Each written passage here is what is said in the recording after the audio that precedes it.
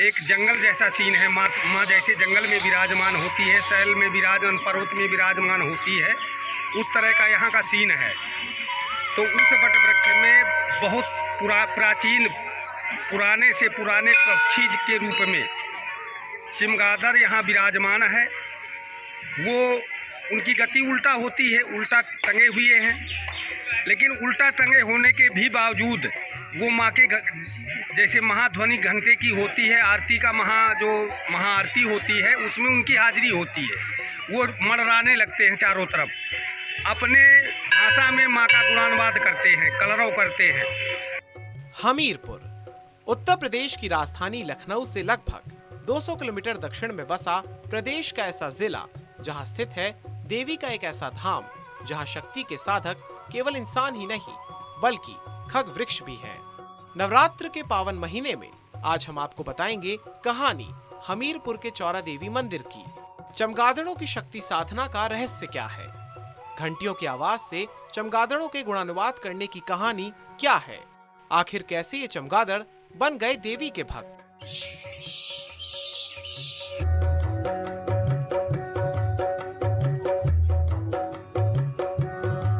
इस स्थान का नाम चौरा देवी है। हमीरपुर जिले के पास में ही स्थित है देवी का यह अद्भुत धाम। यहाँ दर्शन करने के लिए सिर्फ हमीरपुर ही नहीं बल्कि आसपास के जिलों से भी श्रद्धालु आते हैं। अगर आप भी हमीरपुर में देवी के दर्शन करना चाहते हैं तो जिले में उतरकर किसी भी व्यक्ति से पूछ लीजिए कि चौरा देवी जाना है। वो बिना किसी प्रश्न के देवी धाम का रास्ता आपको बता देगा। चौरा देवी का ये मंदिर प्राचीन है। ये कितना प्राचीन है इसके बारे में देवी के भक्तों को नहीं पता। सबसे बड़ी बात तो ये है, ये बहुत पुरातन का प्राचीन मंदिर है और इस मंदिर की इस मुख्यालय में, इस जनपद में बहुत महिमा है। दूर दराज के भी लोग आते हैं इस मंदिर का नाम सुन करके, इसकी गाथा सुन करके।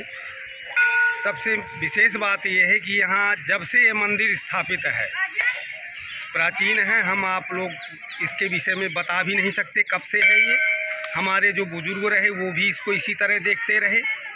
तो जो हमारे बुजुर्ग हैं, पूर्वज हैं, ये बता रहे थे कि प्राचीन काल का ये वट वृक्ष भी है।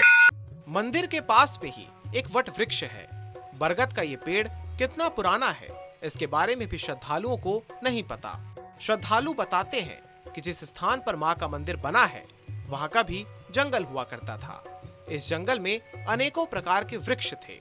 उन्हीं में से एक वृक्ष बरगद का भी है जिसमें चमगादड़ रहते हैं। मेडिकल साइंस में चमगादड़ों को इंसानों के लिए खतरनाक माना गया है क्योंकि इनकी वजह से कई गंभीर और जानलेवा बीमारियां हो सकती हैं। लेकिन चौरा देवी के श्रद्धालु इन्हें अशुभ और हानिकारक नहीं मानते हैं।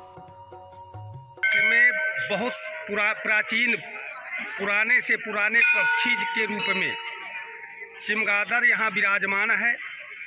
वो उनकी गति उल्टा होती है, उल्टा टंगे हुए हैं, लेकिन उल्टा टंगे होने के भी बावजूद वो माँ के जैसे महाध्वनि घंटे की होती है, आरती का जो महाआरती होती है, उसमें उनकी हाजिरी होती है। वो मंडराने लगते हैं चारों तरफ, अपने भाषा में माँ का गुणानुवाद करते हैं, कलरव करते हैं।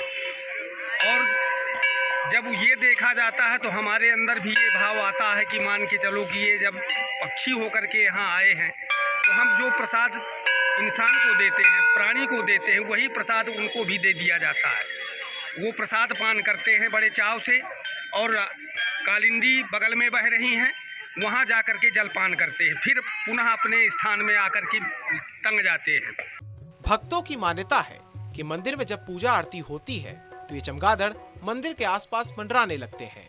प्रसाद वितरण के दौरान चमगादड़ों का भी खास ख्याल रखा जाता है। चमगादड़ों को अलग से प्रसाद दे दिया जाता है जिसके बाद वो शांत हो जाते हैं।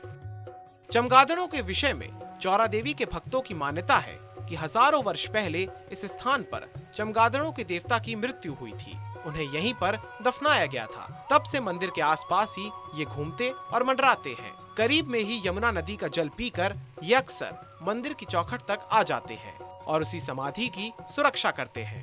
यहाँ चमगादड़ सैकड़ों साल से हैं और इसके बाद चमगादड़ जो हैं किसी को नुकसान नहीं पहुँचाते और ये सब यमुना जी पानी पीने जाते हैं दूर दूर तक जाते हैं अपना भोजन करने के लिए, बस फिर वापस आ जाते हैं अपने दरबार में।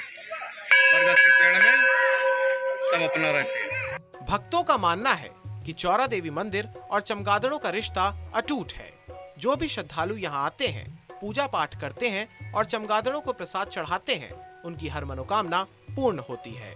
चमगादड़ों के प्रसाद खाने को लेकर जीव वैज्ञानिक जलील खान कहते हैं कि चमगादड़ रेडार की तरह तरंगे पकड़कर दुश्मनों और भोजन का पता लगा लेते हैं। घंटी की आवाज से निकलती तरंगों का पीछा करके ये मंदिर तक पहुंच जाते हैं और फिर भोजन करके लौट जाते हैं। जलील कहते हैं कि चमगादड़ ज्यादातर ठंडी जगहों पर या फिर अंधेरी गुफाओं में ही रहते हैं, लेकिन चौरा देवी मंदिर के पास लाखों की संख्या में इनकी मौजूदगी चौंकाने वाली है।